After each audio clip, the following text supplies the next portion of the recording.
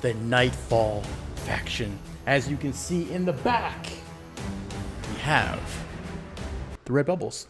Here we go, let's jump straight into it. We are covering Dracula. And as you can see, I'm ruined. he is my strongest Without hero. a speck of dust. Without a speck of energy.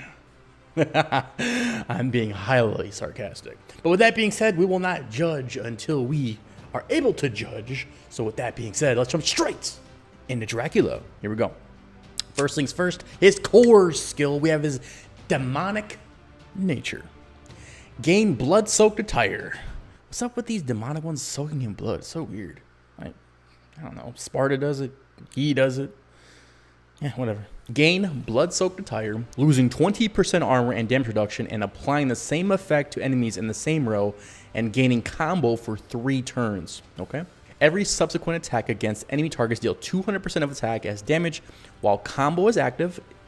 Basic attacks trigger 2 times. Okay, so every time he uses his skill, he triggers combo for 3 turns, and when the combo is active, a basic attack triggers 2 times. So it's like having his own set of samurai, pretty much. So maybe samurai. Yo. Okay. Let's just keep reading. Here we go. Level 2. Reduce armor and damage reduction by 30% and increase damage to 260%. Level 3, reduce armor and damage reduction by 40% and increase damage to 320%. Okay, not too bad. His second core skill, baby, is bat attack. Attack, attack, attack. Had to bring that back from season 1. Here we go. Summons bats to attack the first target in the same row, dealing 200% of attack as damage and reducing armor by 10%. Can stack for 3 turns. So, okay. So up to 30% armor reduction. Okay.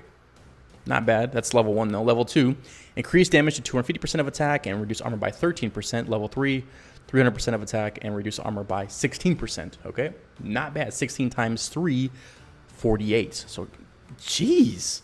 48% once it stacks for 3 turns. That's actually, dude. So if people love using Fagin and the parrot together, well, guess what? Without a speck of dust. Level 4, which requires 9 red, bloody red, exclusive legendary relics. Increased damage dealt to 350%. Okay. Increases damage dealt to 350% and reduces the enemy's attack by 5%. Stackable and lasts 3 turns. Jeez. Oh, ooh, wow. Ooh. Reduces the enemy's attack by 5%. Okay. He's actually not bad. I thought he'd be garbage, but he's actually not too bad. Depending on your strategy, though. That's what it really comes down to. Scarlet Craving. Gain 10% lifesteal. Trinity from the future here. Lifesteal simply means when he does damage, he will absorb 10% of the damage as HP. I already confirmed it with Hero Clash, and that's what it means because there is no description anywhere else. Good job, Hero Clash.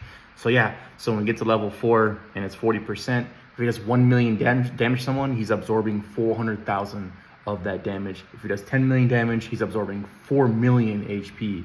So when attacking an enemy, gain 3% armor and 3% damage reduction for 3 turns. All these 3s. Level 2, increase lifesteal to 20%, bonus armor to 5%, and bonus damage reduction to 5%. Level 3, increase lifesteal to 30%, bonus armor to 7%, and bonus damage reduction to 7%. And level 4, which requires 3 red legendary relics, increase lifesteal to 40%, unlock condition. Oh, that's it. Okay, here we go. So now we have his final is Scarlet Rupture. That's such a weird name, Scarlet Earl. Who designed the names of these heroes, man? Goodness gracious. Scarlet Earl gains 15% armor penetration, level 2, 25%, and level 3, 35% armor penetration. Hands down, this, I'll be honest, he's actually not too bad, depending on your strategy. So, with that being said, let's read his Awakening skill. Battle Roar. In the first 2 turns of the battle, increase armor penetration by 15% and armor by 15%. Okay. So, let's move on to his gear skill. Exclusive gear skill. Level 1, gain combo in the first turn. Ooh. Level 10, Reduce short-range damage taken by 20% under the blood-soaked attire state. Level 20, basic attacks increase damage by 150% of attack.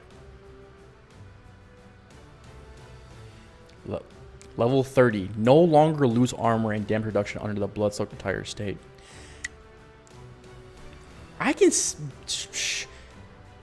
Let's jump straight into the runes really quick. Okay, so when he's one of those heroes you can actually argue any type of rune for, except for like one or two. So let me tell you what I wouldn't put on him. I wouldn't put on Domination. I think Domination is absolutely terrible. Y'all already know I don't like Redemption. Redemption's not good for any hero in the game. I wouldn't even put level 6 Redemption on B heroes, let alone, if you could,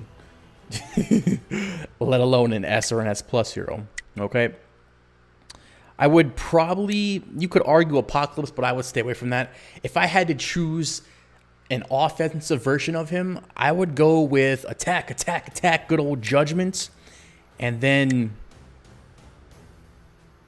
see, Apocalypse is skill attacks, so I'm looking for basic attacks. So you know what? I'm going to jump in and go with Samurai, yo.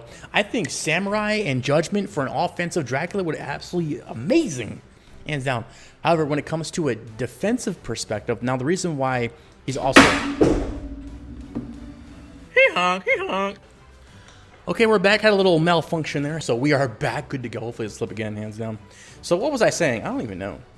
Okay, yeah. When it comes to a defensive perspective of Dracula, I'd recommend Banshee and 100% Evolution. And the reason why you would make him a defensive hero is because he deducts armor, damage reduction, even attack if he's ranked up high enough. So he's a hero you want to go more than 3, 4, 5, 6, 7, 8, 9, 10 rounds, hands down.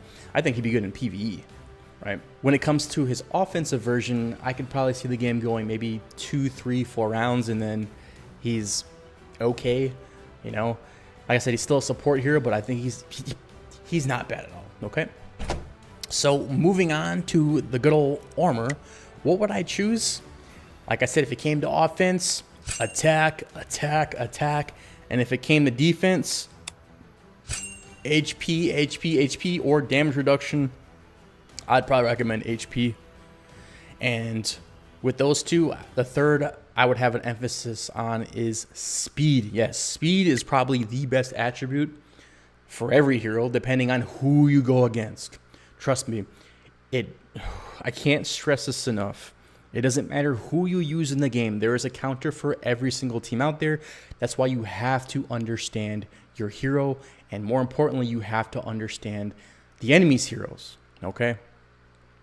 So, moving on to talents, Precision Strike or Shadow Assault, offensive speaking.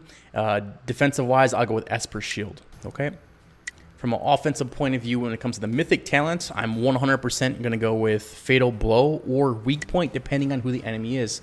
Obviously, if there's no armor on the enemy team, I'm probably going to go with Fatal Blow. You could argue Giant Killer because I don't think his HP is super high. So, Fatal Blow or Giant Killer, depending on who your enemy is. Okay, and then for a defensive version, I would go with Selfless Protection 100%. Okay, moving on to Transcendent Talents, Wrathful Curse 100%. Now, if you're on defense, I would probably recommend... I would do Perseverance, maybe. Yeah. That's probably the only time ever in my Hero Clash career I'll recommend that. I don't see anything else that would be good. Like, he has no violent recovery effects that are worth it, crit-wise. Excess heal, no. Yeah, there you go. And when it comes to the Eternal Talents, you could argue all of these. However, I would probably recommend Rapid Circulation if you're on an offensive perspective, or Soul Gaze, right? Now, if you're on a defensive perspective, I would 100% go with Rampart. And that's it. Yep. Okay. Now, moving on to the good old artifact list. Esper, baby. What would I recommend for him? I'll be honest, I'm going to have to go with Shiny Amulet because gain attack at the end of each turn, level 25. Gain 5% attack at the end of each turn. When there are fewer than 4 enemy heroes, gain another 20% attack. Attack, attack, attack, and that's what we want to focus on. However, for a defensive perspective, I would probably rock out Sun Amulet, because you get the attack and the HP. Yeah, Sun Amulet 100%. Okay. Moving on to the Holy Praise. Now, this next recommendation is only if you're not using this item on anyone else, or you're building a team around Nightfall / Dracula, which... Sacred Splendor. Yes. 100%. This is money when it comes to Dracula, because each action increases his attack at level 30 by 8%. And if he's doing double attacks, and if you have the Samurai activates, there's so many... Oh, man. Sacred Splendor is the move. Okay? If that's taken, I would probably rock out the good old Eternal Cloak. You get attack and HP, and he gets a shield so he can go longer into the game, depending on if he's offensive or defensive perspective. Okay? Moving on to the Abyss. No, I'm just... Oh.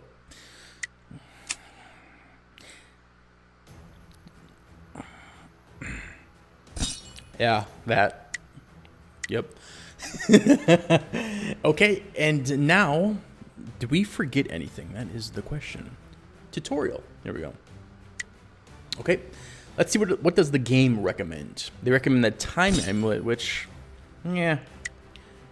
We have the Sun Amulet, of course. I could have easily guessed that. Okay. When it comes to talents, they recommend Excess Heal. Interesting. Did I miss something? Hold on one. Did I? Hold on a second. Yeah, I wouldn't recommend Excess Heal. No, absolutely not. Okay, and they recommend good old Banshee and Evolution, the HP ruins. Now this is 100% set up for a defensive Dracula, so yeah. So my final thoughts when it comes to Dracula, I think he's slept on. I think he's actually a very, very good defensive hero when it comes to damage reduction, armor reduction, the whole nine. And I'm actually going to be testing him more into the future and incorporating him in my third team. However, I do have to get him ranked up because he has no armor, nothing on him. So I'm actually going to make a follow-up video at the end of the series with certain heroes, and he is one of them. I think he's slept on, and I think he has high potential as a defensive type hero, okay? And I do believe he belongs in the back row, back left corner, back right corner, because you want to prolong him in the game. In my opinion, it doesn't mean go out there and just rank him up real fast. No, don't do that. Stick to your normal plan, the whole Alvarez. Stick with the other basic S heroes to get them up, to get your team good to go. And then eventually down the line, towards the end, I would work on him. So with that being said, hope you guys enjoyed episode 1 of the Nightfall Heroes, Dracula. With that being said, greatness manifest.